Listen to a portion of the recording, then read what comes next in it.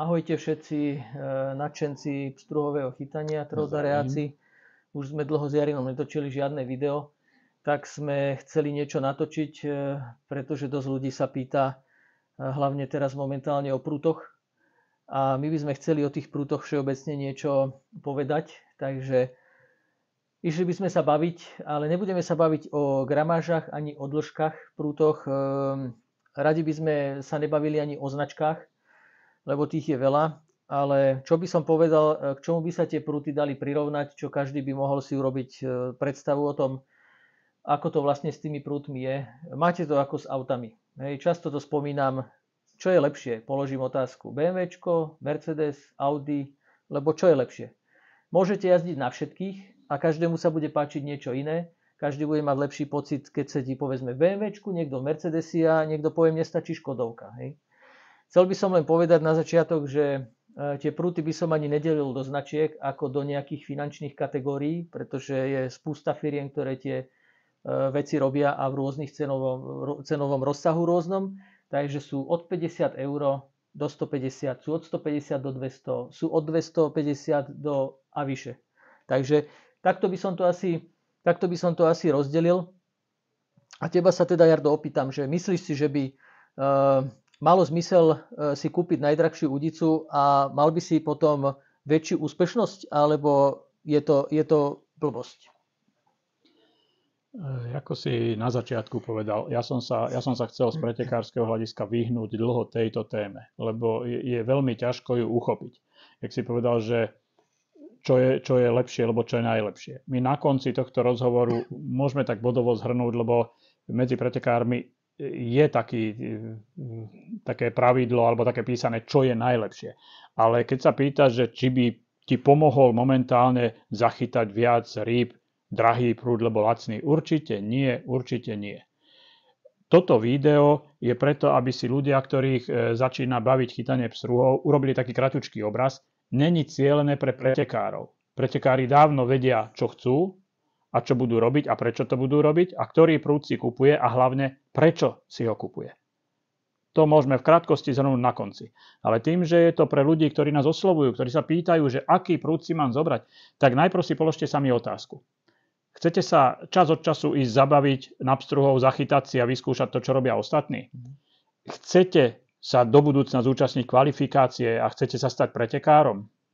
Alebo ste už pretekár a chcete sa posunúť ďalej. A v tom momente sa absolútne mení to, o čom hovoria, či to potrebuješ, nepotrebuješ, alebo pohľad na všetky tieto prúty.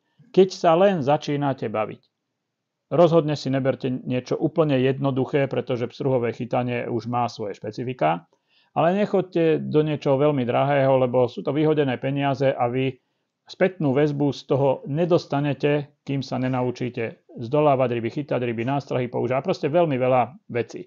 Takže ja doporučujem strednú triedu, cenovú strednú triedu. K značkám sa nebudeme vyjadrovať. A keď sa niekto chce radiť hlbšie, potom sa dá už debatovať pri konkrétnom človeku a konkrétne jeho záľube a vode, čo by sme doporučili. Ale rozhodne ti nepomôže drahý prúd nachytať viacej rýb v bežnej kocke, keď sa na to pozrieme. Nedotýkame sa špičkových pretekárov. To je úplne iná liga. Ja hovorím, že my sme tiež prešli od začiatku toho chytania rôznymi aj značkami, aj udicami a samozrejme snažíme sa z toho mať momentálne to, čo považujeme za najlepšie a to, čo by sme mohli doporučovať a ponúkať.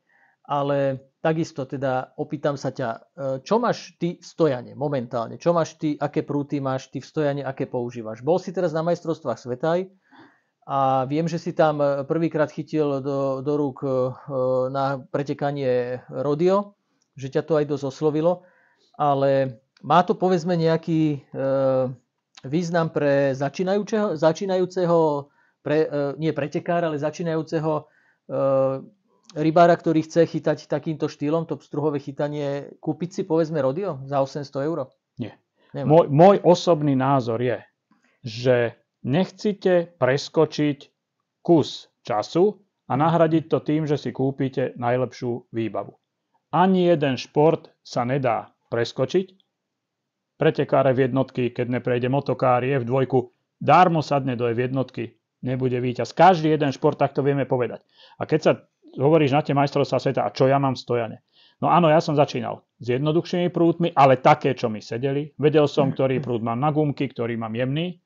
Prešiel som na Norrisové prúty, čo pre mňa bol veľký skok a zo začiatku som si na ne musel zvykať. A z týchto majstrovstiev sveta, a to je to, čomu sme sa chceli vyvarovať, tá svetová špička medzi japonskou elitou a aj európskou pretekárskou elitou je firma Rodeocraft. Ale to neznamená, že keď si ju kúpite, že budete chytať o to viacej rýb. Do toho prútu musíte dozrieť. Vy musíte vedieť, prečo si ho berete a čím vám pomôže. Ja som si ho mohol vyskúšať od môjho kamaráda. Keby som ho mal pred 5 rokmi v ruke, asi by ma neoslovil tak ako teraz. Viem, kam ma to posunie, ale to sú tie detaily, o ktorých sa môžeme baviť. Ale tým, že toto video robíme pre našu širokú verejnosť a pre tých, ktorí začínajú, tak ďalej to ani nebudem rozvíjať, lebo keď z vás bude pretekár, časom sa k tomu dostanete. Na začiatok, môj názor, skôr vám poškodí tá top výbava, pretože preskočíte x vecí, ktoré by ste si... Mnohí pretekári robia x vecí automaticky, lebo chytá 40 rokov ryby a on si ani neuvedomuje tie návyky, ktoré má. Ale človek, ktorý začína, si musí zvyknúť na mnoho vecí. Preskočiť určitú časť za mňa rozhodne není dobré. Takže v mojom stojane je najnovšie Rodeo, pretože som si ho po majstrovstvách sveta doprial a zrejme nebude posledné. Mám Norrisové prúty, ktorých sa nevzdám. A mám tam aj ľahké prúty Majorcrafty, ktoré na niektoré chytanie sú pre mňa nenahraditeľné. Pritom je to už zasa tá debata, že by sme sa 10 nezhodli na tom. Pre niekoho je to kolík, je to blato. Ja viem, prečo ho mám a viem, čo s ním chcem urobiť. Takže len jednoduchá vec. Koľko víťazov v našej lige bolo a každý z nás to vyhral na úplne iné prúty. Takže to je jednoduchá odpoveď. A keď sa aj teba spýtam, čakaj, ty si vyhral ligu, aj ty si pretekár, čo máš ty v stojane? Tak ja tam mám tiež taký myšmaš rôzny. Hej. Ja nemôžem povedať, že by som bol na tých najdrahších veciach, aj keď je pravda, že možno by som mal čo zlepšovať aj v tej výbave.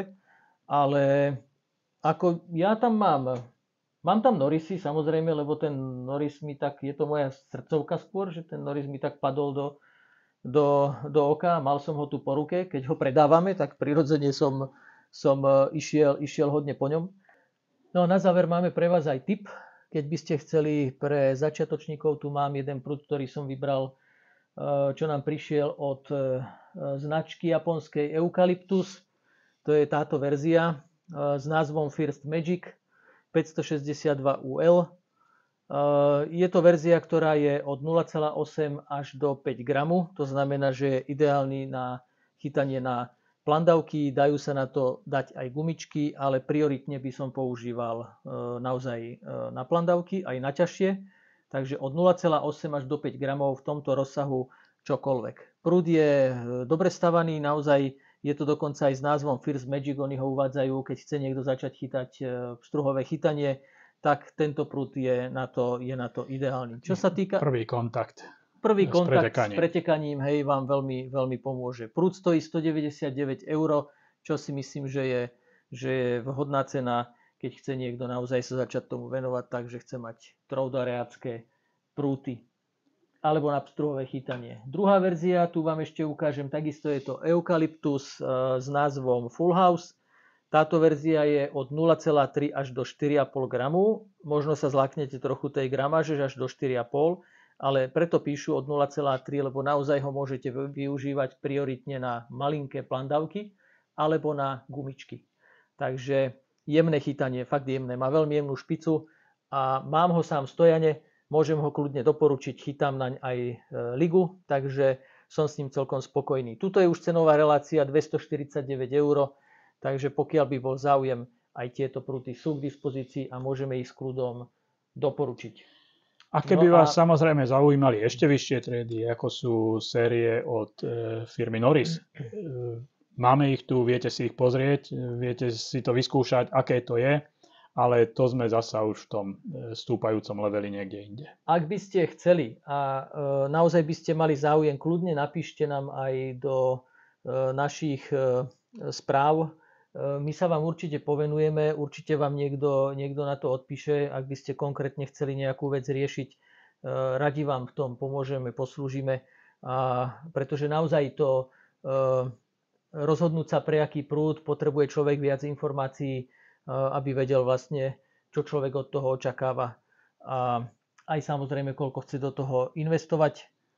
Takže... No a ja ti zasa poviem, že tak potom menej teórie, viacej chytania, lebo sú ľudia, ktorí sa strašne radi bavia, píšu, rozoberajú a pri vode ani ich človek nestretne.